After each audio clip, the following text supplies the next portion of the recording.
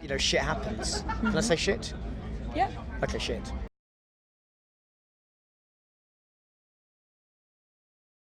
Hey everyone, this is Kiki from Metal4. I'm sitting here with Dani Filth. Thank you so much for taking your time. Pleasure. How are you doing today? Okay, not bad. Are you enjoying the heat? Yeah, the heat. No, not the heat, but I'm enjoying the festival. We obviously played with my band Devilment yesterday. Did you enjoy that? Yeah, it was really good, yeah. And also got the opportunity to stay around and watch Wasp, which was awesome, to be fair. That was my first question already, how the show was with Devilment. It was really good, actually, to be fair. I mean, playing quarter to two, it's a bit different, you know, playing in the sun. I don't get on very well with the sun, strangely enough. But yeah, it was okay. I enjoyed it. Great. So back to Cradle. Your new album, Hammer of the Witches, is came out yesterday. Yeah. Yesterday, exactly. It did, yeah. So first of all, congratulations on a very, very strong album. Thank you.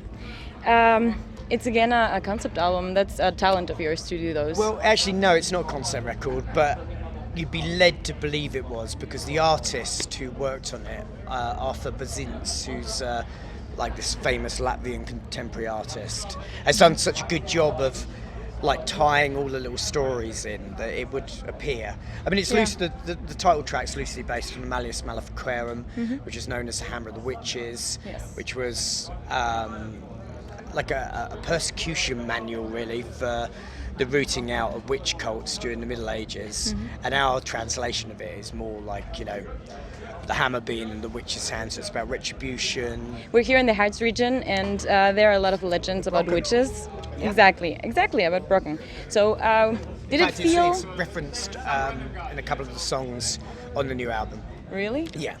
So is it like the perfect release it is, but gig? we're only on like the edge, aren't we? You know, we're not really in the mountainous bit. Well, I hope not, because they're really small mountains, like hillocks.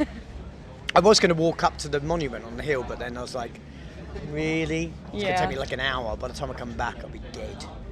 But the view is already gorgeous from here. Yeah, I bet it's amazing, yeah. I can get someone to take... Do you want to give me a piggyback up there? Sure. Cool, there you go. You got it on video. Well, let's do that. I swear by it. When it's darker. So the lineup has changed again of the band. How was it difficult to find new members at first? Well, the thing was, it wasn't a conscious decision. We undertook a co-headline tour with Behemoth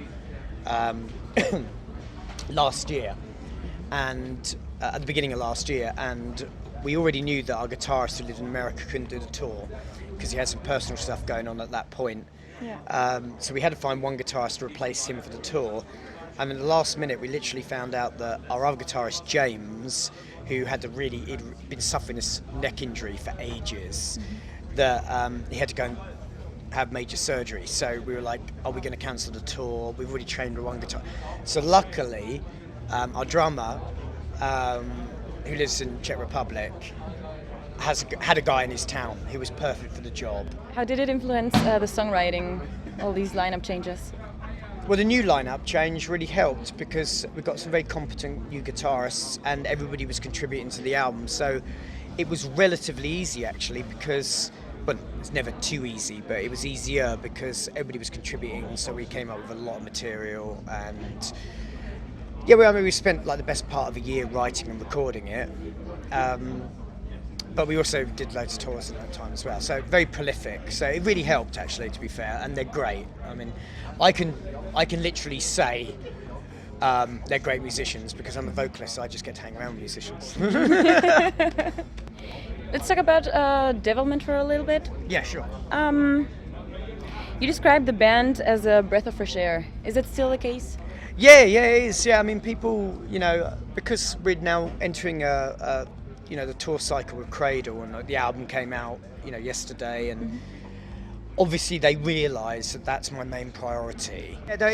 People were considering it. They were saying like, okay, it's just a project, but it's not a project. It's another band, and what I mean by it's a breath of fresh air is that when you spend so much time with, you know, Cradle of Filth, that to do something else That's what I meant. It's like a pressure valve, really, because I back myself into a corner of Cradle of Filth because everything, like say, is very conceptual and the language is very, very eloquent. And from album to album, people expect so much. Mm-hmm. Whereas Devilment, they don't know what to expect because it's never happened before. So that's what I meant. It's just like. I actually have another last question for you. If I may ask you about your makeup. Does it have some kind of special meaning, or is it just how you're feeling the day, the look? Well, I'd like to say it's got a special meaning. It has, but it's a bit of both, really. It's a bit like, oh God, I forgot. I've got too much red. Better put some red on. Literally. I don't want to sound like a woman here going, oh, no. But yeah. So it's also spontaneous. It can be spontaneous. It depends, you know. Sometimes if we really need to eat and we've only got an hour, it'll be vastly different. But I do like being prepared a lot earlier. I hate being rushed.